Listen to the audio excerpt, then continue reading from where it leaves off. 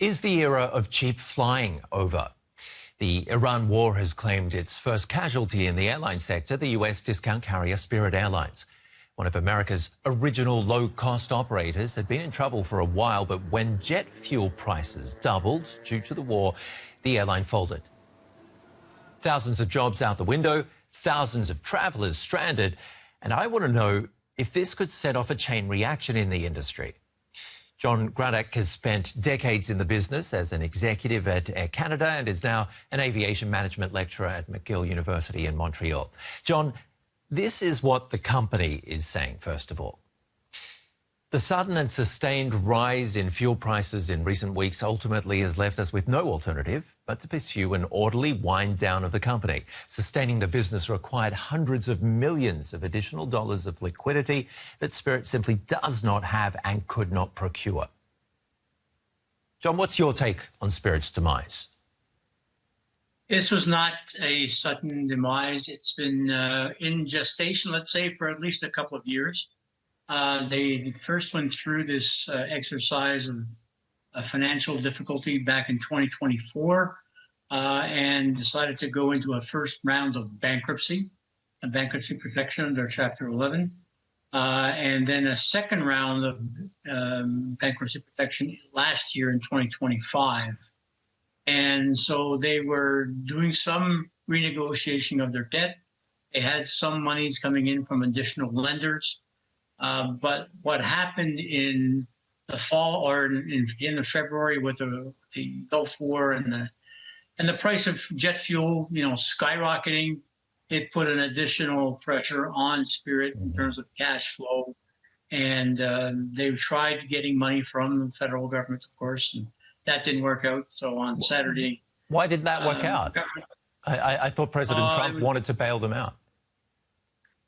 At President Trump's price. There's a price that President Trump wanted to exert on Trump, on the airline. His terms were, here's $500 million, but I want warrants, equity warrants worth 90% of the company if you default on the $500 million. So, and, I think that the general consensus was that Mr. Trump was trying to get the company and flip it back into the market somehow, some way, make some money on the warrants. So it was a kind of a shell game that was being played. I'm not sure whether he had a lot of support either from the House or from the Senate to do this. The U.S. has shied away from ownership of the airline industry for years. So I think it was just a ploy to kind of get somebody interested in Spirit, and it didn't work. Can you explain, though, to viewers, some people have been saying online, a bailout worth $500 million. The Iran war has cost the US $25 billion. Isn't this airline worth it for American travelers? Oh, it is. It definitely is. Spirit is the oldest ULCC, lower cost carrier that we have in North America. It's been around for, 30 years. Ben Baldanza was the guy who started it. He had some great visions of what this place could look like. He was one of the guys who was involved in People's Express way back when.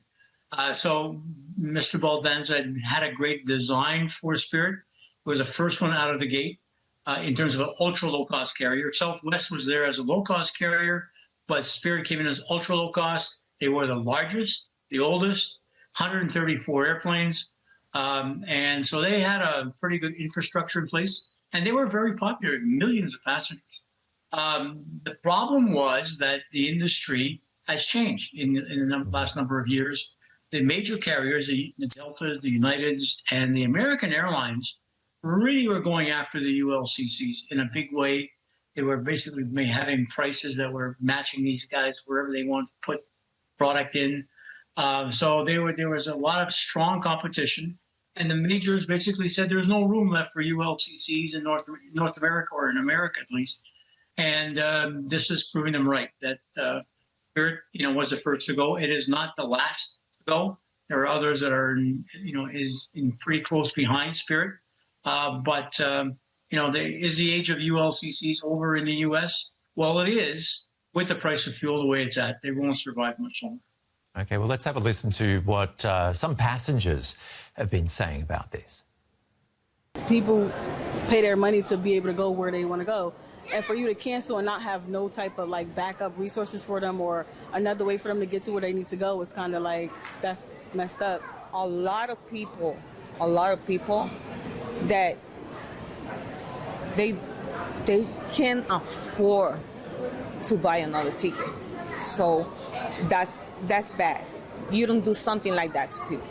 The affordableness that I was enjoying is now gone away, has been ripped from underneath of me, and it's just another wrinkle, you could say, in today's economy with everything else. So, John, which airlines do you reckon could fold next? Oh my goodness, the list is unfortunately getting longer as we speak.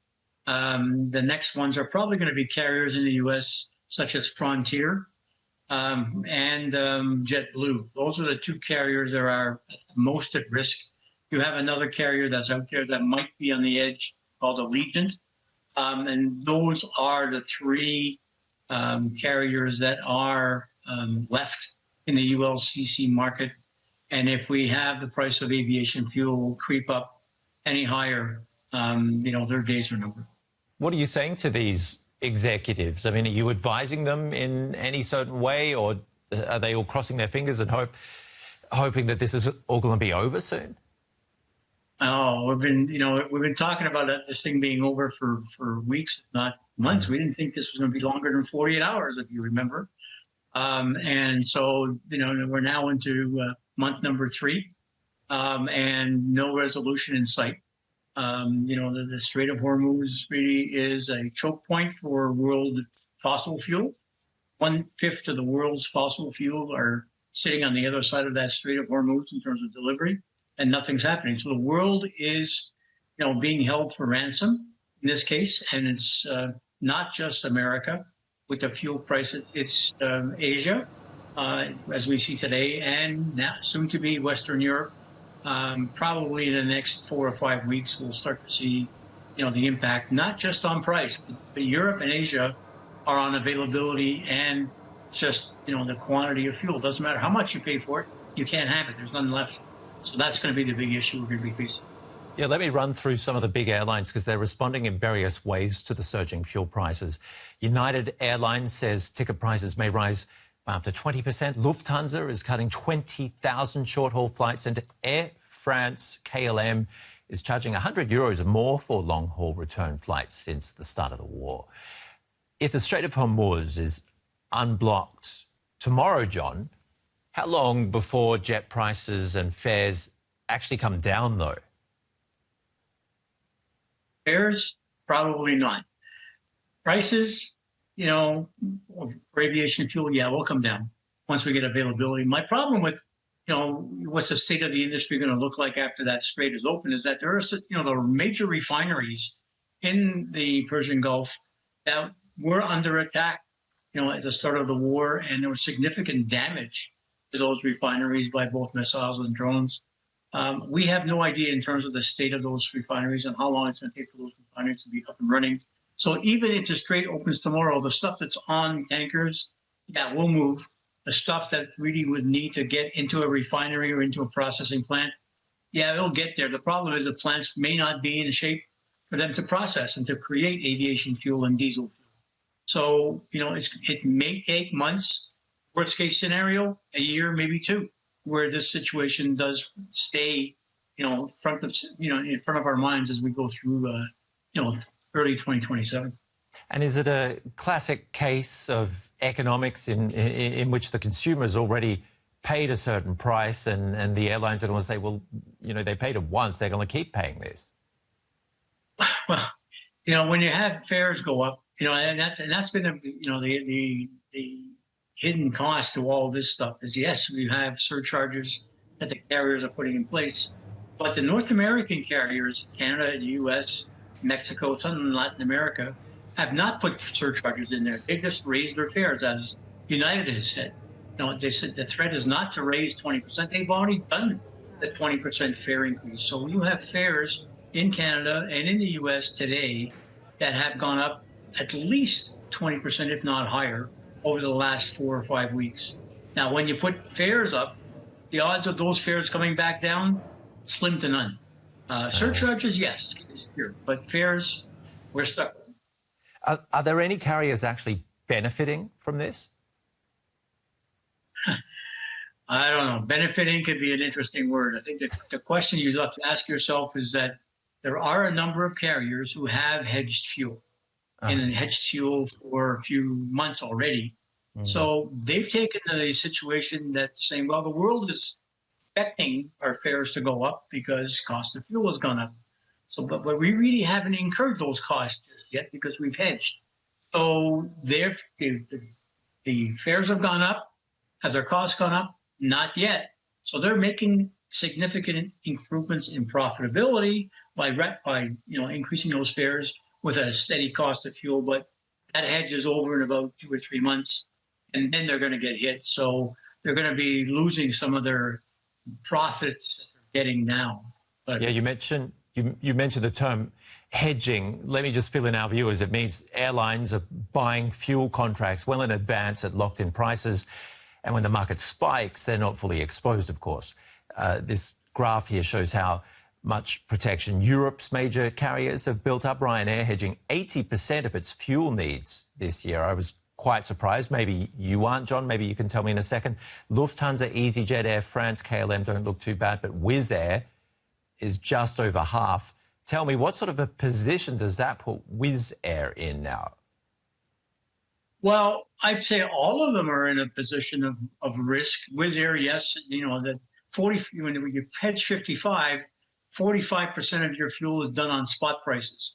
And spot prices right now are sitting around $180 US per barrel of aviation fuel, whereas the spot price in beginning of February was about $70 a barrel. So you got 2.5 times the price of fuel, of aviation fuel that's going on out there.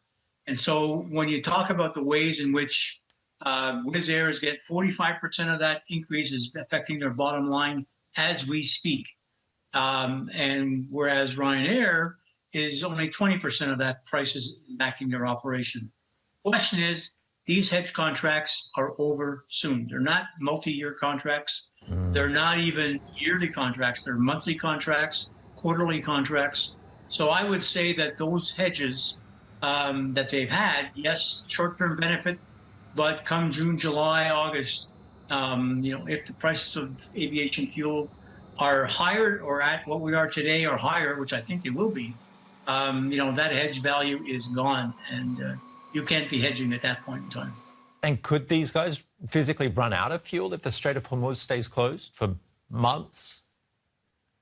Yes. And the International Energy Agency 2 weeks ago said that we're looking at 6 weeks worth of fuel in Europe. Now that count is now 4 weeks. So now we have 4 weeks of fuel left in a barrel, in those tanks in Western Europe. So that, and that is just Western Europe. We have Asia that's out of fuel. We have Australia's got 28 days of fuel left. So there's nothing coming out of the Gulf of, the Gulf or the Straits of Hormuz.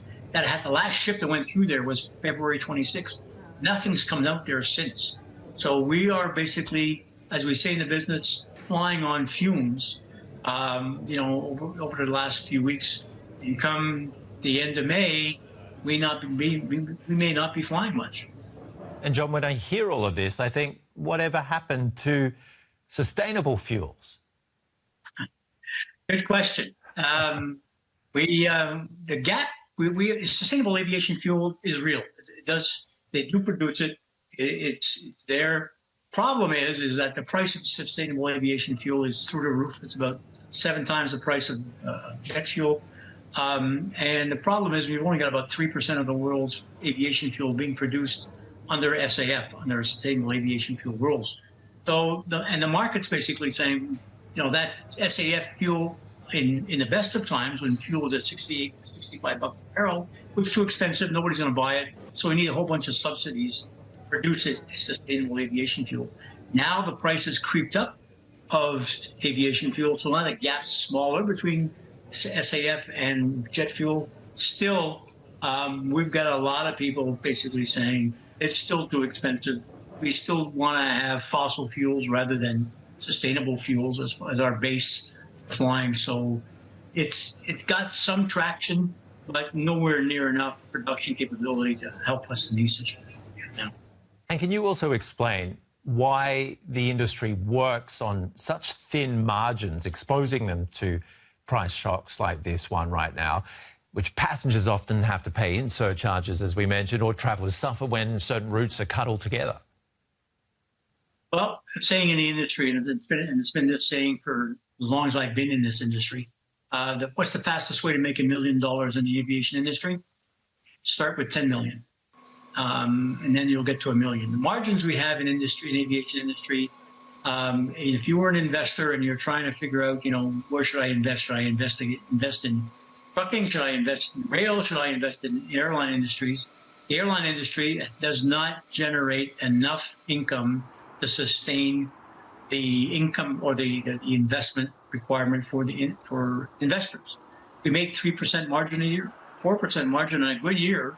Lufthansa, Air France, KLM, British Airways, 3-4% is what they make. So the slightest hiccup when fuel goes up the way it has, like double and triple, that chews up your margin. For every flight you're operating, you're losing money. And so that doesn't make any sense. So you're chewing through cash reserves. As you saw with Spirit, they didn't have enough liquidity. And at a certain point in time, you're just burning through your cash. That's going to be the situation with carriers like Allegiant or Frontier. And maybe the same situation with EasyJet, maybe the same situation with Wizz, with their only 55% hedging. Ryanair, O'Leary has said that if this continues through June, July, he might be parking 20% of the Ryanair fleet. So, it is real. It's going to happen. And, the industry is really concerned about, have we turned the corner in terms of affordable air transportation? Right now, the fossil fuel situation we have now, it's going to be risky to see is this industry going to be maintaining its affordability. Yeah, short term, what's this going to mean for people wanting to take summer vacation here in Europe? Are we going to see a whole lot of people doing staycations again, staying home, rather than the risk of possibly being left stranded somewhere around the world like I was in Australia just recently, trying to get back to Europe? Yeah, it's risky. Summer 26 travel, I've defined it to my colleagues and to the media as being a high risk venture. That if you're going to be flying across the Atlantic and you're going to be doing short haul trips wherever you happen to be, those short haul trips are going to be the first to be rationed away in terms of travel. They're going to be canceled. Lufthansa has canceled 20,000 short haul trips in Europe. That's going to be the business model that we're going to be seeing happening throughout Western Europe. The Italians last week or 2 weeks ago basically said, any flight under 3 hours operating out of Milan, sorry, we have no fuel for you. So that's starting to happen in Asia. Vietnam basically has said the only thing flying is going to be long haul, 6 hours or plus, that we have fuel. Otherwise, forget it. So the world of short haul travel will be affected. Long haul travel, we have the FIFA World Cup in North America. That would be protected to fly across the Atlantic to come to North America for the FIFA World Cup. But post the World Cup, even international long-haul flights might be affected by some of this rationing and shortage of fuel. And whether or not we see fewer flights or the demise of the discount airlines, all in all, it sounds like flying is about to become unaffordable for millions of people around the world. You hate to be purveyors of gloom and doom, but I think that you're seeing a situation now where the industry knew this could have been a possibility. The Strait of Hormuz we've known all along was a choke point. And the choke point, welcome to the world of risk management. That, the question is that choke point going to be opened up soon? We're going to see very shortly if it can or can't. But right now, that choke point is really causing the industry to come to grips with we have growth opportunities all over the world for aviation. Boeing and Airbus have said, we can sell thousands of airplanes because people want to fly. At what price are you going to fly? And I think that, your point about affordability and, looking at, $49 fares in the U.S., those days are gone. European flights at, 39 euros between Paris and Rome, they're still around, but, the odds of those flights and those fares staying through this crisis and the carriers offering those fares, those are high risk. So I think that, we're going to be in a situation where we're going to have to start, understanding that, using air travel as a means of generating growth, tourism growth, infrastructure growth. I think we may have to come back and relook at that whole business model again. I don't think Boeing and Airbus are going to be selling all those airplanes because nobody's going to buy them because nobody can afford to fly them. And I think that's where the big issues that we're going to be facing over the next few years. So it sounds like the industry's coming full circle, that it's just going to become something that the rich can do. What's all this going to mean for global tourism? Well, tourism is getting a hit now, as you can tell. We've seen many cities, many locations start to put in tourist taxes. You want to go see the Colosseum in Rome? 10 euros. You want to go see the Spanish Steps? 5 euros. You want to walk, the Las Ramblas in Barcelona? It costs you 10 euros to get in. So there is a movement afoot among various high demand tourist areas to kind of, look at trying to manage the crowds that are coming in, and to say, wait a second, we can't be sustainable with all this demand for tourism. So we've got some pressures being put on us by communities, by these high demand tourist areas that are saying, push back and say, wait a second, we can't do this anymore. We have to put some controls on. And that's happening around the world. So that pressure, fuel pressure now, saying in terms of, the airfares that got people around for 49 or 59 euros all over Europe, that's not going to happen anymore because the price of fuel is driving everybody crazy. So there is going to be a reckoning taking place in terms of how much is it that the airlines need to have in terms of prices to afford fuel in the future, and then contrast that with the constraints that the local communities are putting in terms of overcrowding. And I think, you're right. The world is changing around aviation. We have to figure out, what is the right sustainable level of flight? At what price we make airfares available to, in fact, ensure that, one, that, we are supporting aviation to a certain degree, but also making sure that we are environmentally sustainable, and then make sure that, the industry can, in fact, sustain itself financially. We've got a couple of major hurdles to fight over the next few years. My next holiday is going to be by train. Former airline exec John Gradek in Montreal, thanks for your advice and time. It's been great talking to you. My pleasure, Ben. Till we meet again. Take care. See ya. And what do you think? Is cheap flying a thing of the past? Let us know in the comments. I'm Ben Fajzullin. See you again.